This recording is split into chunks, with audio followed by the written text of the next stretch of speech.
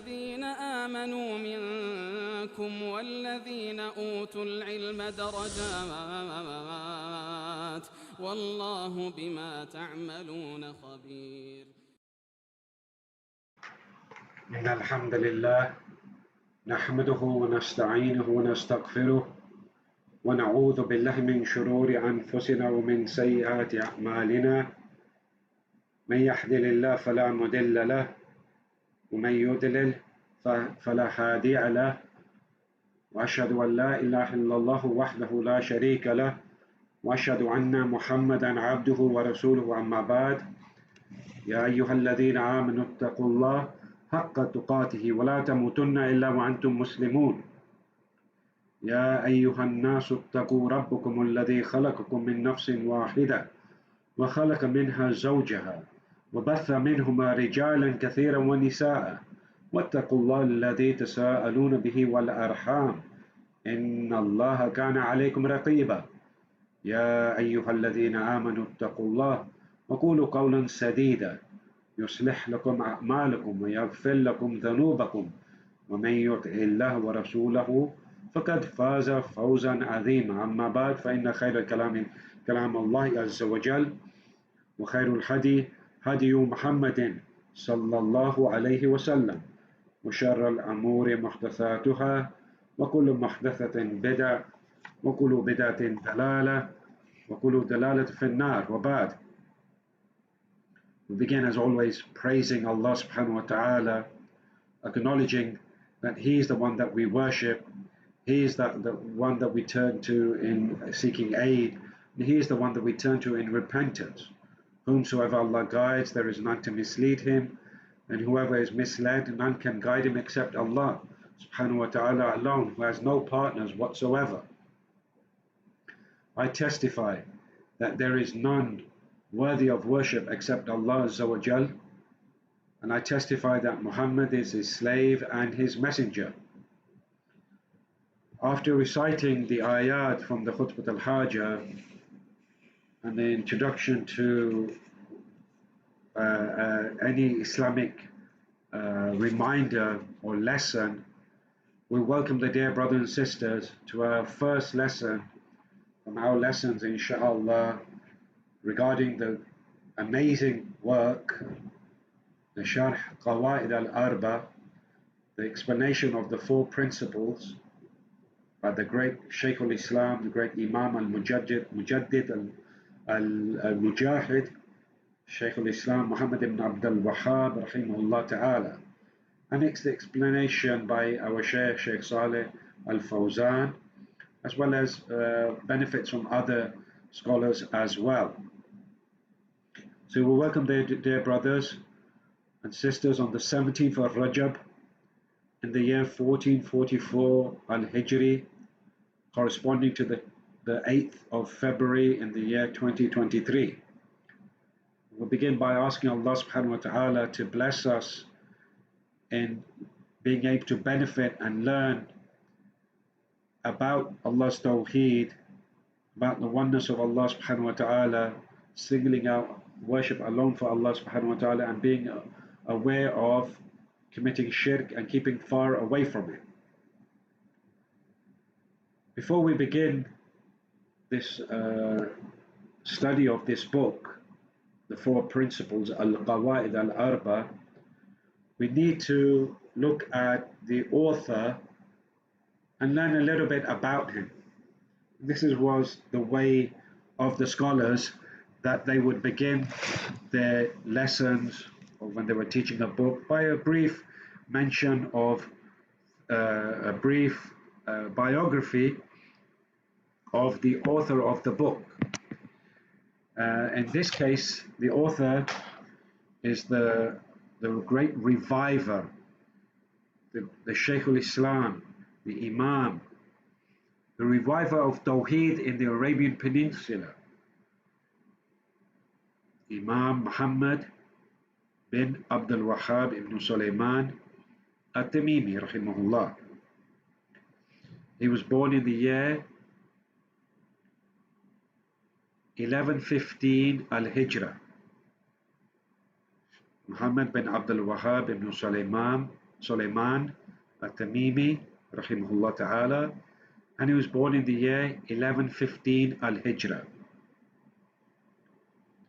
It's very important for us to know and learn about who our scholars are. Who are these people that we take our knowledge from? What was their biographies? How did they live their lives? And that's why we look at these matters. Because one of the most important things is to know where to take your knowledge from. He was born in a city, Al-Uyayna, which is about 70 kilometers northwest of Riyadh, the capital of the Kingdom of Saudi Arabia. He came from a very respectable, scholarly family. Even his father was a scholar. His father, Abdulwahhāb, was a scholar, and he was characterized by this and as a scholar, and characterized, and he had held a status amongst the people as regards knowledge. And this shows us that, inshallah, bi'idhnillah, if Allah wills, that we marry and we have children, that we try to give them an Islamic household where they'd have an environment to be reminded about Allah subhanahu wa ta'ala, reminded about the sunnah of the Prophet sallallahu alaihi wasallam. They're reminded of having a loving, comfortable place where they can live and they can worship Allah subhanahu wa ta'ala. So we see this because one of the aims that we have as Muslims and hopes that we have, that our children will become learned.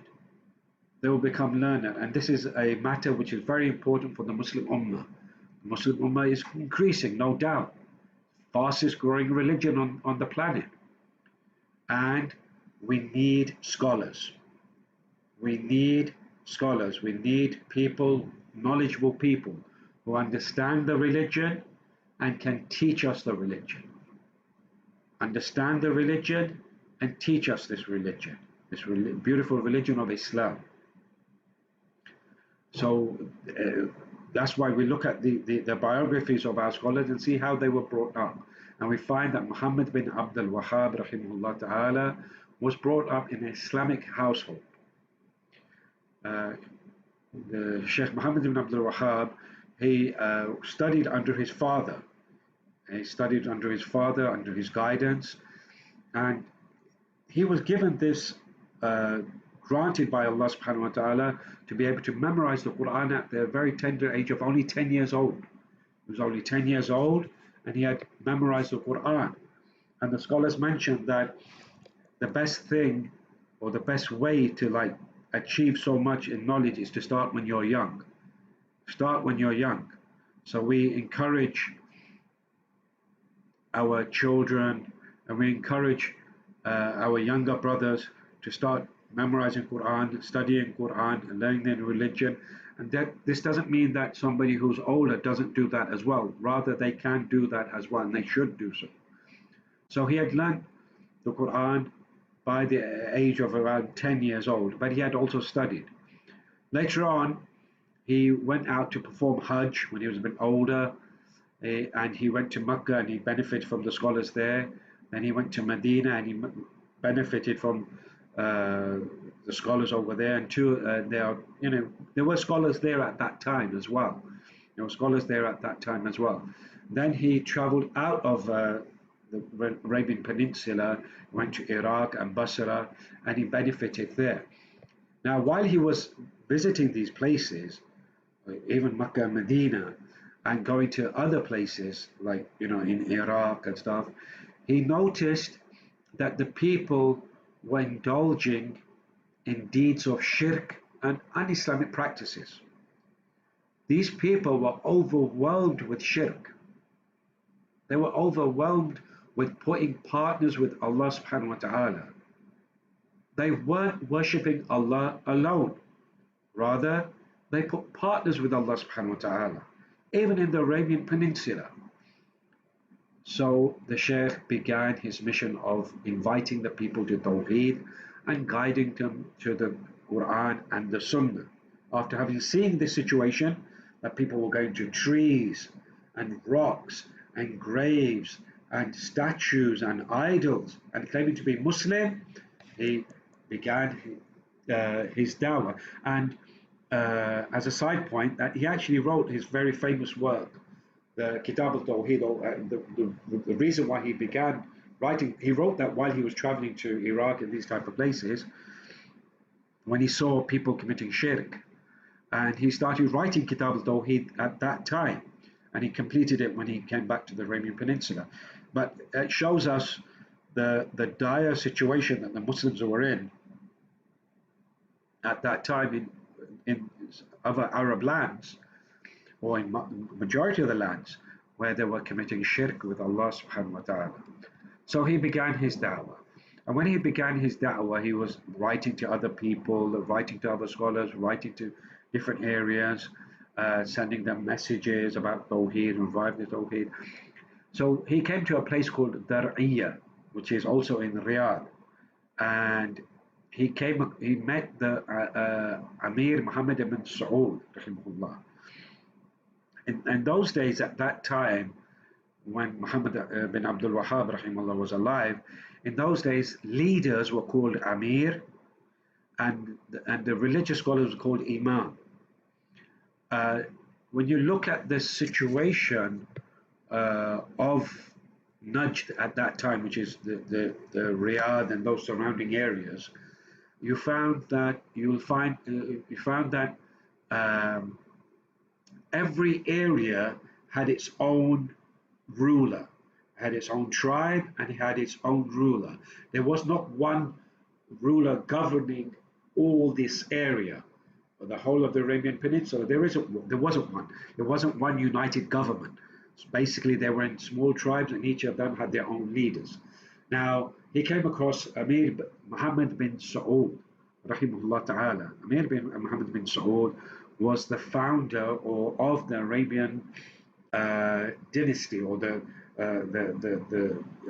Arabian dynasty, you could say, the Saudis dynasty. Sorry, the Saudi dynasty, yani the tribe that united the kingdom of Saudi Arabia, or established the kingdom of Saudi Arabia. So, even though he was just the leader of his tribe at that area, but when he came to know about Muhammad bin Abdulwahhāb, rahimahullah, coming, he was very pleased, because Muhammad ibn Saud, rahimahullah, himself came from a religious family. He came from a practicing family, and they had knowledge. Even if we come down, as a side point, if we come down to recent kings like King Abdul Aziz, rahimahullah ta'ala, the father of King Salman, who is the current leader of the Kingdom of Saudi Arabia, his father used to actually teach Kitab al-Tawheed and Fath al-Majid, used to actually teach that. So it shows us there was a lineage of these kings who had knowledge, and even now King Salman, hafidhahullāh ta'ala, has memorized Quran. So the whole sort of lineage of these kings was, previously, came from pious religious families. So he got together with Muhammad bin Abdulwahhāb, rahimahullah, when he saw that Muhammad bin Abdulwahhāb had this desire of spreading the dawah of Tawheed, that he came together and they established a country, they established a government, and that Muhammad bin Abdulwahhāb, rahimahullah, came and he started spreading his da'wah of Kitab wa Sunnah, Tawheed versus Shirk and Bid'ah. Even though Muhammad ibn Abdulwahhāb, rahimahullah, was involved with da'wah, he also wrote many excellent pieces of work. Excellent, fantastic piece of work, like Kitab al-Tawheed. That's the most famous piece of work, Kitab al-Tawheed, and Kitab al-Kabā'ir, Kashf al-Shubahat, and many other books as well. He wrote many other works as well. You'll find that all the people who are who have an agenda, all those people who are against the Kitab and the Sunnah, you'll find that they fire arrows, they attack, they criticize, they attack Muhammad bin Abdulwahhāb and anybody who calls to the Kitab and the Sunnah ala fahm al-Salaf al-Ummah. Okay? They attack them. They attack those who call to the Quran and the Sunnah and with the understanding of the Salaf of this Ummah, the pious predecessors, the first three generations and the scholars who followed them. You find that they attack them because they do not wish and do not want the people to be guided to the correct path. And this is one of the traps of shaitan, that these people, they will start criticizing this great Imam, this great reviver, this great mujahid, of calling the people back to Allah subhanahu wa ta'ala. That's all he was doing. That's all he was doing. He was calling the people back, and he was someone of knowledge. He had knowledge, and we have the scholars of his time and our time, and verifying that he was a great Imam, a great scholar. So we ask Allah subhanahu wa ta'ala to reward Muhammad bin Abdulwahhāb rahimahullah and Muhammad ibn Saud rahimahullah ta'ala for establishing Tawheed in the Arabian Peninsula, or starting the flame of spreading the Tawheed and Sunnah in this country. And we ask Allah subhanahu wa ta'ala to give those who speak against him, give those who attack him, those who belittle him, give them what they deserve. Give them what they deserve. And you find this, especially with these YouTube entertainers who come along and criticize the great works of Muhammad bin Abdulwahhāb, saying that he's got mistakes, bringing all like doubts. Oh, he's got weak hadith. Oh, he did, and this is all, or that he makes takfir, excommunicates Muslims outside the fold of Islam, and all these other different types of doubts and causing shubahat, causing doubts in the status of Muhammad bin Abdulwahhāb rahimahullah ta'ala. He was a great scholar. He produced his works. He gave dawah, and the people came back to Tawheed of Allah Azza wa Jal. Now we want to look at, and that's a very brief biography of Muhammad bin Abdulwahhāb. In fact, it's very important to read the whole of his biography in detail. There are so many benefits from his life story and how he established the dawah and how the people fought against him, and there are many lessons to be learned from that. So if you can access a biography of Muhammad bin Abdulwahhāb rahimahullah, it's an interesting read, an interesting and beneficial read to see how in a very recent time that they not a very recent time, a recent time of how he established the dawah of Tawheed rahimahullah ta'ala. Now let's look at the explainer of this Qawā'id-ul-Arba'a, these four principles. He is our Shaykh Sālih ibn al-Fawzān, al-Fawzān, hafidhahullāh ta'ala. Shaykh Sālih Fawzān, the Allāma, which means learned scholar, he is a great scholar in the Kingdom of Saudi Arabia, who lives in Riyadh, in the Kingdom of Saudi Arabia, and he is now, the Shaykh was born in 1935, the Christian era. He was born in 1935, so that gives you an idea of how old he is, like well over 80.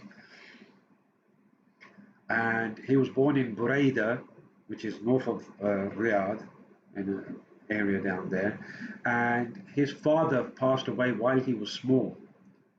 The Sheikh's father passed away while he was young. And so the local people took it upon themselves to, educate him. And he studied in the local masjid. Now you have to remember, even at the time of Muhammad bin Abdulwahhāb rahimahullah and Shaykh Sālih Fawzān's time, the people weren't you know, when they say they pay too much importance to, they pay a lot of importance to their primary education. And this is because at that time, it wasn't like it is now. You have many schools that people go to and study sciences and math. And they didn't have that at that time. There were very few people that could read and write. So when a person was educated, was able to read and write, they held a very high status, firstly, amongst the people. And then having knowledge of Islam, even greater. So even our Shaykh Sālih Fawzān, hafidhahullāh ta'ala, studied in the local masjid where he like learning the Quran and these type of things. Then he went on to further education in Islamic colleges, and then he joined the university in Riyadh and he studied in the Kulliyat al-Sharia. The Shaykh has a master's in fiqh, and he has also studied his PhD from the same faculty, the faculty of Sharia. Even though the Shaykh specializes in Aqidah and Tafsir, but he's also a specialist in fiqh as well, specialist in fiqh. And the reason why we say this is because every scholar has their specialization, but the Shaykh also specializes in these matters as well, in matters of fiqh.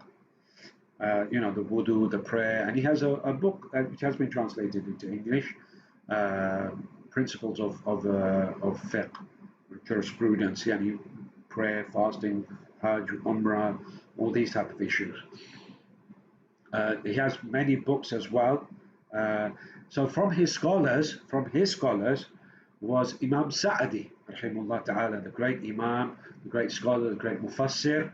Imam Sa'di was from the shuyukh, the teachers of Shaykh Sālih al-Fawzān, and likewise was Shaykh bin Baz, rahimahullah, the great Imam, one of the great revivers of the religion of this last century. And we know that Allah subhanahu wa ta'ala He sends people of knowledge at the turn of every century to revive the religion, and Shaykh bin Baz, rahimahullah, was one of them. Likewise was Muhammad bin Abdulwahhāb, because if you look at it, we mentioned that he went to Mecca, he benefited from the scholars there, he went to Medina, he benefited from the scholars there, but yet still there was shirk, was prevalent. Shirk, associating partners with Allah, was prevalent, was everywhere. So it's the tawfiq, the capability that Allah gives to a person. A person can learn and study as much as he wants, okay, to whatever capability he has. But if Allah subhanahu wa ta'ala doesn't give you that success, if Allah subhanahu wa ta'ala doesn't give you that capability, if Allah subhanahu wa ta'ala doesn't place you to be in the forefront of da'wah, if He doesn't place you in, you will never reach that place. And that all comes with sincerity for Allah subhanahu wa ta'ala. Comes with sincerity that you're doing everything purely for Allah's sake. So we see that Muhammad bin Abdulwahhāb, he was able to give da'wah and produce works, books, and that are still being taught till today, all over the world, translated into so many different languages. Look at the barakah, the blessings in what Allah placed in Muhammad bin Abdulwahhāb, rahimahullah, in his works and his efforts. Allah blessed it. Allah blessed it. And he was able to give da'wah. We had scholars, he had scholars over there, but Allah did not give them the capability to be in the forefront of da'wah. Yeah, they were teaching, they were doing the, teaching the people and everything, but Allah gave Muhammad bin Abdulwahhāb, rahimahullah, the ability. Likewise, our Shaykh Sālih Fawzān, he has nearly 59 books. 59 books. His works are widespread, translated into different languages. He is well known, just like the great scholar Shaykh bin Abbās, rahimahullah, like Shaykh al-Albani, Imam Sa'di. These scholars, Allah subhanahu wa ta'ala has given them this status to spread the da'wah of Allah subhanahu wa ta'ala. Like, for example, in our time, one of the scholars that spread the word Salafi, which means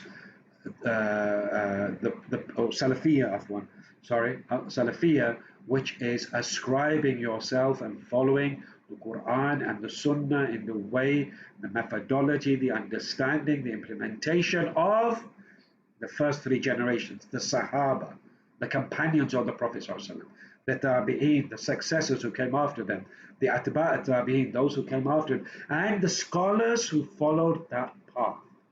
Scholars that followed that path. So you find, for example, Shaykh Muhammad Nasruddin al-Albani rahimahullah was one of those scholars that Allah gave the ability, capability to spread the Sunnah Salafiyya to the people. Spread the Sunnah Salafiyya, the correct understanding. That's what we're talking about. We're talking about the correct understanding of the religion of Allah subhanahu wa ta'ala, the correct understanding of the Quran and the Sunnah. Ala fahm as-salaf al-ummah. And Shaykh al-Albani rahimahullah was one of that scholar, or one of the scholars that, openly proclaimed that. And then after him, the other scholars had started spreading that terminology, which is very, very important to bring the people back to the correct path and not to follow the deviated paths. Not to follow the deviated path, but to follow the correct path. And this is why the works of Muhammad bin Abdulwahhāb rahimahullah, like this Qawā'id-ul-Arba'a, 4 principles, are so important because they are the foundation. They are the foundation principles of how to worship Allah alone and to keep away from shirk and associating partners with Allah for that which Allah will never forgive unless they repent. So that's why it's important to learn these books. And those people who attack him, subhanallah, they're just in the same line, rows, they're uniting with the kuffar, the mustashriqeen, the Orientalists. They're uniting with the Sufiya, Ahlul Bidah, Muqtadi'ah. They're uniting with them. That's what they're doing, causing doubts in these works, these wonderful works. Nobody's saying they're complete, nobody's saying they're perfect. Allah subhanahu wa ta'ala prevented any book to be complete except his book, the book of Allah subhanahu wa ta'ala. But everything is supported. The Sunnah is perfect. The hadith of the Prophet ﷺ are perfect. Allah raised up scholars to check the hadith of the Prophet ﷺ, to purify the weak and fabricated hadith from the pure. Purify them. So you have the Sunnah perfect, pristine, clean, pure in your hands. Likewise the Aqidah of the Muslim. Likewise the worship of the Muslim. Likewise the manners of the Muslim. We know how to be like that. And that's why we call the people back to the way of the Salaf. The Salaf of this Ummah. Just one point I wanted to mention, that the version I have, the Sharh Al-Qawā'id-ul-Arba'a, by the explanation by Shaykh Sālih al-Fawzān, hafidhahullāh ta'ala, the checking was done by our Shaykh Khalid Qasim al-Raddādi, rahimahullah ta'ala. He died in 2023. So 2022. He passed away in 2022, just last year. The reason why we'd like to mention him is because he is one of our scholars, our shuyukh, Shaykh Khalid Raddādi, rahimahullah ta'ala, rahmatan wasi'a. He was a teacher in the Islamic University of Medina. He also studied there. He got his PhD there. And Shaykh Khalid al-Raddādi, rahimahullah ta'ala, is well known for doing a checking of a very famous book of Aqidah, a very important book of Aqidah. The book is called Sharh as-Sunnah al-Barbahari. Sharh as-Sunnah al-Barbahari. And it has been translated into English by our dear brother Abu Talha Dawood Burbank, rahimahullah ta'ala. And this book is very important, and this is what gives us the status of our Shaykh Khalid Raddādi, that he was, through his efforts, he found the book amongst manuscripts, and he did a checking of it and was able to publish this book. And the scholars have explained this book, like our Shaykh Rabi' ibn Hadi al-Madkhali, Shaykh Sālih Fawzān, have explained this book, have explained Sharh Sunnah Barbahari. And this is a very, very important book, because why? These types of books of Aqidah are principles, foundations upon which you build your religion. And this is what Qawā'id al-Arba'a is. Qawā'id al-Arba'a, the 4 principles, is about the distinction between Tawheed and Shirk. And it has 4 principles in there, 4 principles in this book. But the most important matter in this book is the distinguishing Tawheed from Shirk and from following the way of the non-believers, the non-Muslims. So this is why this book is very, very important. With that, we've come to the end of today's session. We haven't actually begun the book, which also has an introduction to it. Muhammad bin Abdulwahhāb, rahimahullah, like in some books, some of his works, he brings an introduction, and then he goes actually into the work, the 4 principles. So he has not an extensive introduction, but the scholars have explained it because it's so valuable. And that introduction is pretty long as well, actually. So, inshallah, bi'idhnillah, in our next session, inshallah, we'll dive into the book, bi'idhnillah, and begin with the introduction of Qawā'id al-Arba'a.